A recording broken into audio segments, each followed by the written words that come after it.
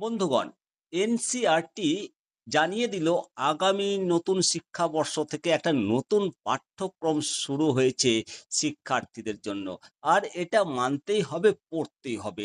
National council of education research and training centre অর্থাৎ NCERT জানিয়েছে এবার থেকে অষ্টম শ্রেণীর সব পড়ুয়াকেই বাধ্যতামূলকভাবে পড়তে হবে পারফর্মিং আর্টস। এর মধ্যে থাকবে থিয়েটার, গান, নাটক, ভিজুয়াল আর্টস। ২০২০ সালের ন্যাশনাল এডুকেশন পলিসি নিপ এবং national curriculum framework for school education অর্থাৎ এনসিএএসি 2023 অনুসারে পাঠ্যক্রম বা সিলেবাসে এই বদল আনতে চলেছে এনসিইআরটি। ২০২৫-২০২৬ শিক্ষাবর্ষ থেকে এই নতুন পাঠ্যক্রম শুরু হবে। কাউন্সিলের তরফে এক্স হ্যান্ডেলে করা একটি পোস্টে এই বিষয়ে নতুন কথা জানানো হয়েছে এবং প্রত্যেক ছাত্রছাত্রীকেই এই বিষয়টি বাধ্যতামূলকভাবে পড়তে হবে।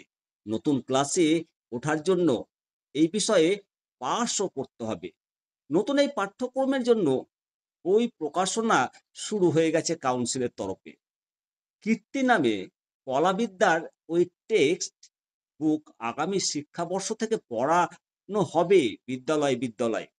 তবে শুধু নতুন বিষয় অন্তর্ভুক্ত করাই নয়, উচ্চ প্রাথমিক স্তর পর্যন্ত শিক্ষার মান ঠিক রাখতে পাঠ্য বইয়ের পরিমার্জন করা হচ্ছে কাউন্সিলের তরফ থেকে।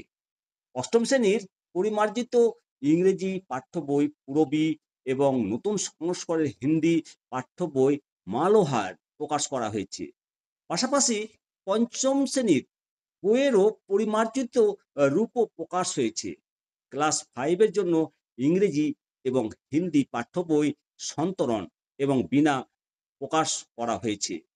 সবকটি বই আগামী শিক্ষাবর্ষ থেকে পাঠ্যক্রমের অন্তর্ভুক্ত হবে। অবশ্যই আপনারা আপনাদের মতামত জানাবেন। এনসিইআরটির এই পদক্ষেপ কতটা আপনার কাছে যুক্তিসঙ্গত। সবাই ভালো থাকুন, দেখতে থাকুন নিত্যদর্শন। জয় হিন্দ, বন্দে মাতরম, ভারত মাতা কি জয়।